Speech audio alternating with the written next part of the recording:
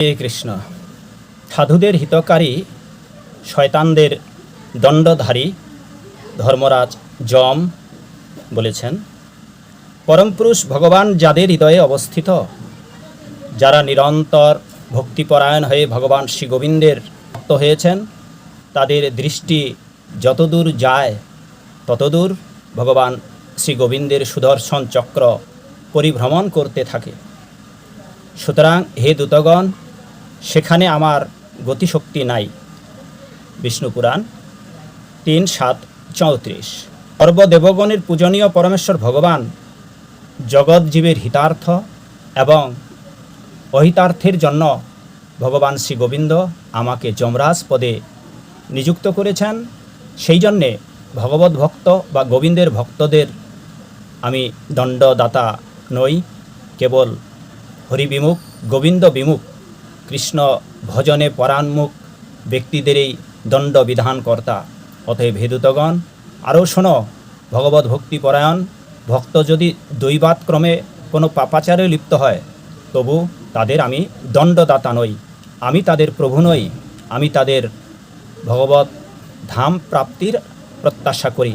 আমি স্বতন্ত্র নই, স্বাধীন নই, আমি বাসুদেব শ্রী গোবিন্দের অধীন। আমারও শাসন বিষয়ে তিনিই প্রভু।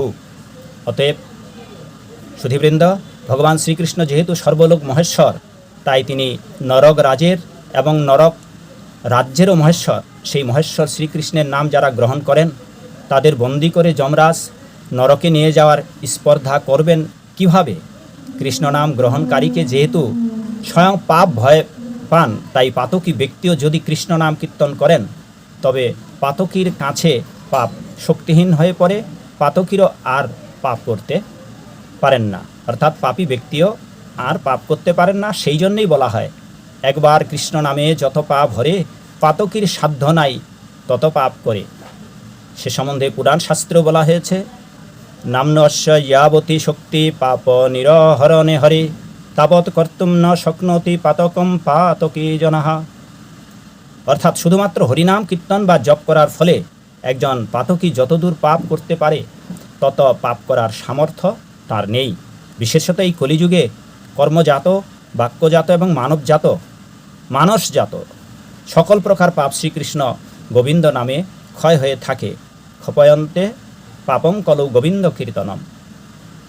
বলা হয়েছে, কৃষ্ণ নাম পাপ বিধ্বংসী ক্ষমতা এত বেশি যে কুকুর ভোজী ব্যক্তিও যত্ন করে সে পরিমাণ পাপ করতে অক্ষম। সুখদেব গোস্বামী বলেছেন, হরিনাম সংকীর্তন এমনকি মহাপাপের ফলকেও নির্মূল করতে পারে। তবে হরিনাম সংকীর্তনই হচ্ছে জগতের মঙ্গলময় অনুষ্ঠানের শ্রেষ্ঠতম অনুষ্ঠান। অনুগ্রহ করে তা হৃদয়গম করুন, যাতে অন্যেরাও তা নিষ্ঠা ভরে করতে পারেন। পুরাণ শাস্ত্রে আরও বলা হয়েছে, এই কলিযুগে হরিনাম সকল প্রকার ভবরোগের মহৌষধ, রোগ উপশমকারী মহাভেষজ, সকল প্রকার উৎপাতের বিনাশক এবং সকল অশুভের শুভপ্রদাতা, শান্তিদাতা। এসবই শ্রীনামের শক্তি, নামের মহিমা, অনন্ত কৃষ্ণের নাম অনন্ত মহিমা। অতএব কৃষ্ণ নাম ভজজীব আর সব মিছে, পালাবার পথ নাই, জম আছে পিছে। সবাই ভালো থাকবেন। জয় শ্রী প্রভুপাদ। জয় হোক আপনাদের সকলের। হরে।